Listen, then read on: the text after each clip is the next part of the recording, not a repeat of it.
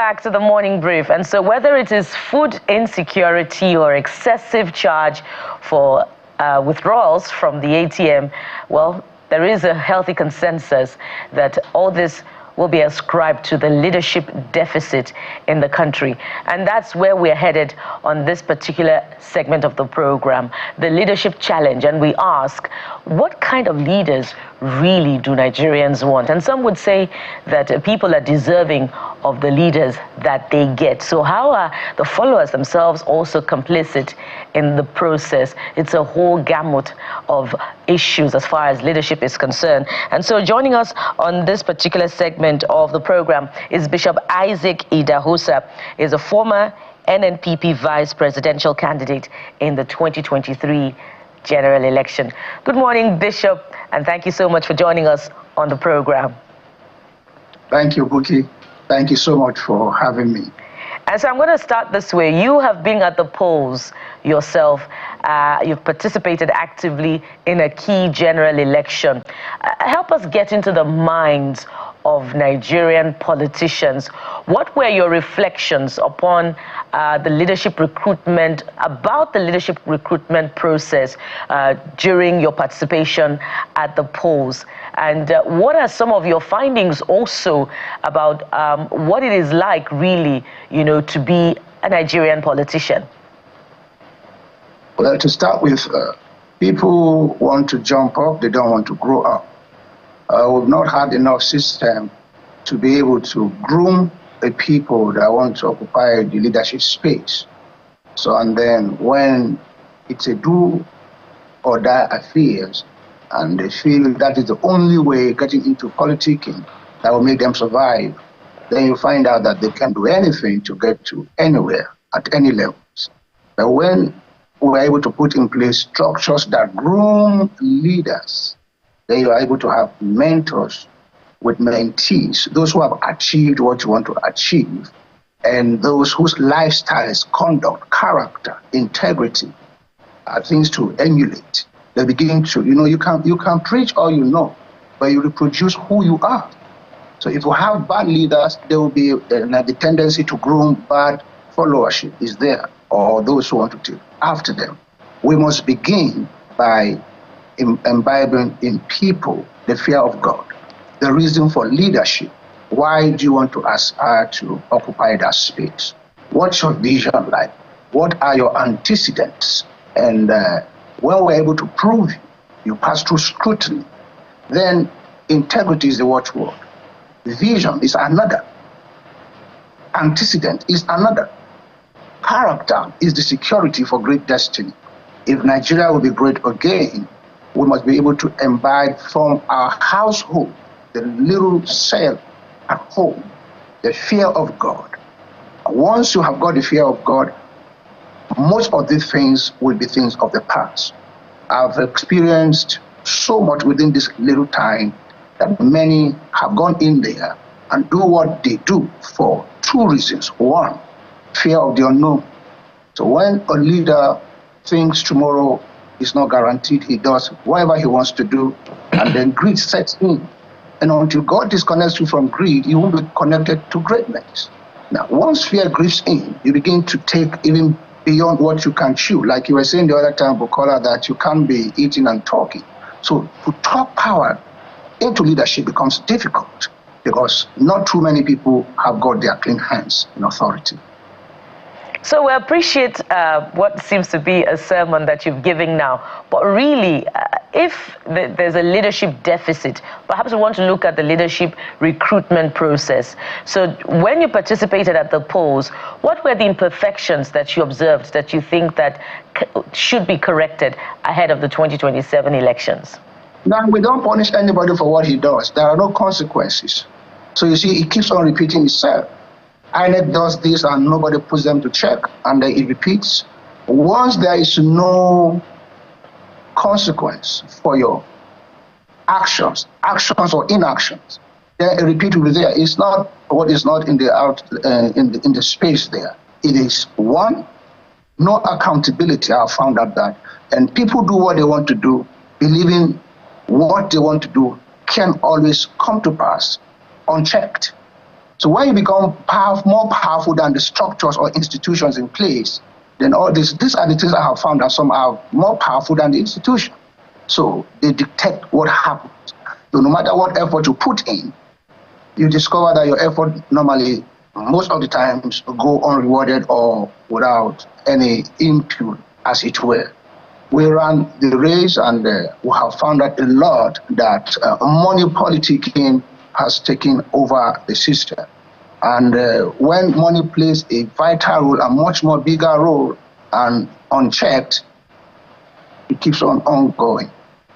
All right, so let's stay with Nigeria that you're, I'm sure, very passionate about, which is why you actually chose to come into public office in that election. We're gearing up for the next election, sadly. It's not a conversation we should be having, but that's how it works in Nigeria. The next election starts after the previous one. So one of the very first things I want to find out from you, in changing the quality of leadership we need in our country, which approach is preferable, achievable, and easily measurable to be able to get the kind of result we're looking for collectively, because I think we have an idea of what we need. Is it bottom up or top down to bottom? No, top down to bottom. Again, let me say this to you. Trust must be built. The last elections, people trooped out in their hundreds of thousands, millions to vote. And when some places votes counted, some places votes didn't count. And when this is in place, trust is abused. And to be able to build up that trust on Nigerian citizenry to come out like they did, at least even if there was a voter apartheid then, it's a problem. I would want to suggest where all elections are done same day. That will help curb a whole lot of things, presidential, senatorial, government, all same day. Now, it will cut cost. Two, it will help us get maybe a desirable results. But when you have this at the span of 1 or 2 weeks after the presidential, a whole lot can go bandwagon flows. So people tend to run into where they feel they have solace or refuge, not ideology. People run into safety. Nobody wants to take a risk. Nobody has a permanent, or as it were, most people don't have an ideology, whichever party you belong. You just want to grasp power without knowing what to do with power, the end of it. So we have found ourselves in this, and that's why I find a lot of people decamping. Why? For safety, uncertainty. So people, philosophy are different. And once they are different, and you find that the philosophies are not working, you will tend to change yours for the one that is presently in vogue right now. We don't have a plan. I just pray Nigeria will get it right. And to getting it right, and I began by saying the fear of God. When you know that you be accountable, if not to man, but to God, then you are able to do your thing with some kind of reverence to knowing that power is transient. But if you want to grasp power without knowing what to do with power, that's where the damages are caused. So in your books, in your view, looking back, let's not go too far. Let's just go back to this is 2025, so let's say 26 years down the line into our fourth republic as Nigeria. Have we had leaders? Of course we have had leaders, otherwise we are not going to be. Leadership is all about influence. Where we are not where we want to be, but we are not where we used to be. We can only but improve in leadership. It's not totally bad. No, it is that we need improvement. We want to see the dividends of democracy much more than this. Sometimes it takes some good time to finding these things in place. We have had leaders in the past, and we have had leaders who were selfless, who were reachable, who were touchable, who listen and do. But when you have a leader who is being like caged, who doesn't, the feedbacks are filtered, except for a leader who, that's why you see some leaders, when they get to a place of power, they tend to forget where they used to be because of those who surround them. Sometimes the leadership is good, but those that surround them, most of the times, are psychophants. And so, Bishop, you started out by talking about the importance of the leaders being selfless, not being desperate. You talked about desperation, and you talked about how if a leader was not certain about tomorrow, they could do anything to get what they want. I'd like you to, borrowing from that particular line of thinking, just hold the mirror to your own political party. I wonder if you're still a member of the NNPP. Has that example been demonstrated in the leadership crisis of that particular political party? Because leadership doesn't end when the contest is over and done with. It should continue, even in how political parties conduct themselves. So has that been demonstrated in how your party has been managed? Very well. I don't know of any crisis. Maybe you mentioned one of those crises, or if there's any crisis. Is your former principal still the national chairman of the party? Some reports suggest that he's been expelled. Other reports suggest that his faction has rejected the election of Mr. Agbo Major as the party's national chairman. And we could even talk about his role in the Kano State political crisis as well. So those examples that you talk about, have we seen them in how your party has managed its affairs? Oh, yes. To begin with, I'm still very close to my principal. He was here last week, 8th of February, when I celebrated my 60th birthday. So we are still very, very in touch. We are very, very close. And no crisis in our party. He's still our national leader, His Excellency Dr. Rabi Musa Kwankwaso. Whatever, we don't have even no factions. Those ones we call factions have been expelled from the party. So there's no room to emphasize a faction in our party. We just got one party, and headed and being led by His Excellency Dr. Rabi Musa Kwankwaso. Okay, so and of course, I'm sure you know. Yes, go ahead. Yeah, I know that there's Agbo led by the INEC Bonam Boniface Ango, and then there's the Kwankwasia movement, Rabi Kwankwaso. Of course, if you look at INEC portal as well, I constantly go to INEC portal to check who is still the chairman, and I know that exactly INEC, so. And while you did, some never will take time to do investigative journalism. Now. We're just reporting what of course, it's their right to claim whatever they want to claim. We'll report them as well. So we're just trying to put... It's wrong. If you have been able to go to INEC to finding out that the logo there is the present day logo, leadership has been changed, you are able to make your investigative journalism to finding out from INEC. No, Bishop, you're not getting the point. It's not an argument. We're just asking the question as to these people were members of your party expelled. What is going on with this back and forth? They used to be, they've been expelled. So I would wish we turn to a new level. I've just told you, make your investigation with INEC. You will discover who is the real NNPP. So once one is expelled, they can choose to go to anywhere. And I wonder why the media gives them platform to express what is not, feeding the public with the wrong information. Well, when we come... Yeah, not a problem. As citizens, they have a right to do whatever they want to do. They have the right to speculate what is not, and you will not promote it and propagate it. No. The right to. Bishop, you're not getting the picture. That's what I'm trying to say. Okay. They have the right to do what they want to do. It's within their right. Whether it's within the law or not is another kettle of fish. So, but let's move on to other part of the conversation. And that has to do with, you've talked about top to bottom. So let's talk about bottom up now, which you've mentioned in passing. Where do we begin from there? We've also mentioned the issue of families. The leaders we have today are coming from families and all of that. Where exactly? Because sometimes when we have this conversation about change in mindset and leadership across board, it almost looks like a lost cause. It looks convoluted. Is there a way to make it simple? Yeah, it must begin from the smaller unit, that is the home front. The influence parents cast on children whilst they grow up imbibes within them. And almost all the time you find out, like the Bible, I'm sorry, train up a child in the way he should go, and when he gets old, he's not going to depart from it. And these are the things that will not influence a child, and they imbibe quality values in your children. And as they grow up, they are the ones that will fit into these spaces. Then they are groomed into leadership. It's not what you just want to grasp. You give what you have. If you don't have it, you don't have it. So you have to have a vision. What is the clear vision? Clarity is power. Once you have a vision and the reason to serve, leadership is all about influence, service. So you must be the least among.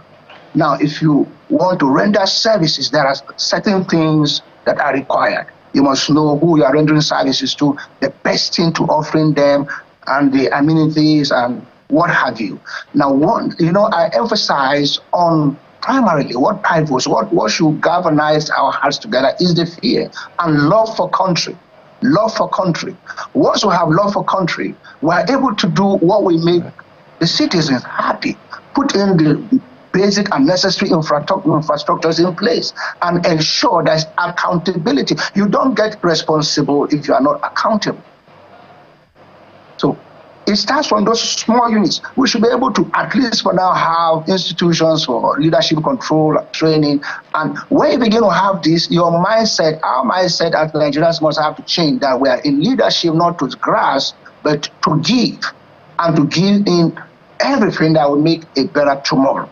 And leadership too, those in places of power or authority must learn that today they are there, tomorrow they are not there. Those who used to be there 20 years ago, 10 years ago, are not there today.